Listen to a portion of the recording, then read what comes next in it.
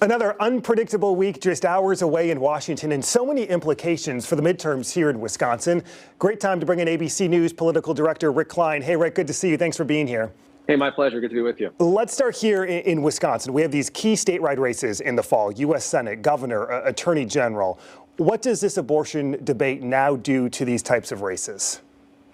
Well, very clearly, in almost every race, you're going to see a difference of opinion in what should happen to Roe v. Wade and then what happens in the aftermath. And in a state like Wisconsin, with divided government, with a history of supporting both Democrats and Republicans, it could not be more important.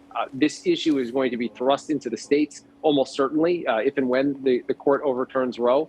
And it means it's going to be a live issue for state prosecutors, for governors, for senators, up and down the ballot. No matter where you are, you're going to have to be dealing with the fallout of something, because you're basically talking about 50 years of settled law thrown out overnight. And it means just unpredictable consequences all over the place. Broaden this out for me for a second. What did we just witness this past week?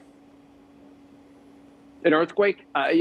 It's almost trite to think about or to suggest that this is something that changes everything. But half a century of politics has been built around Roe v. Wade. And that means campaigns to try to keep it. That means campaigns to try to throw it out. We just heard from Senator Baldwin. She's one of the co-authors of the bill that Senate Democrats are going to put up for a vote on Wednesday. That's likely to fail. What should we anticipate this upcoming week in the Senate?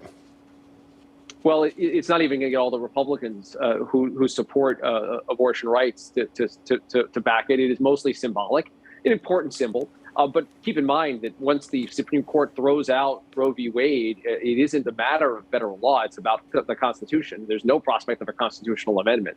So I think we're seeing another situation where the Democrats in control of Washington don't really have the votes or the ability to affect the major change.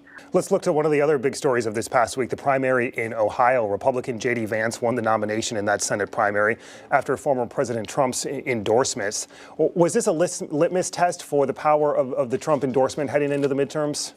J.D. Vance would not be the nominee if not for President Trump. There's no doubt about that. I don't think anyone seriously questions that. There were other races that same day in Ohio, like Governor DeWine winning his primary, that might suggest there are limits to Trump's political pull. He didn't endorse in that race, but he has no great love for Governor DeWine. But there's no question that Trump is the preeminent force, the dominant force in the Republican primary. And this first round of major voting in the Midwest, I think, demonstrated that as clearly as you can. You mentioned the Ohio governor's race. We've had numerous Republican candidates for governor here in Wisconsin down to Mar-a-Lago in recent weeks to meet with Trump. What does a Trump endorsement do to a governor's race, specifically when you look to Wisconsin?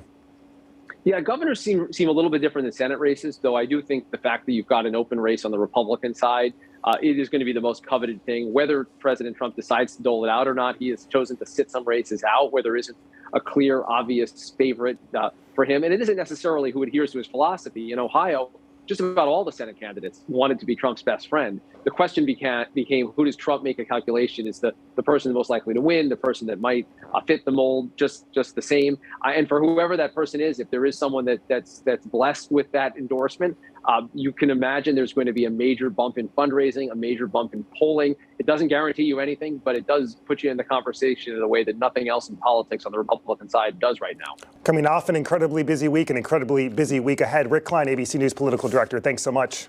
Hey, great to be with you. Thank you. Coming up, pandemic tourism spending in Wisconsin.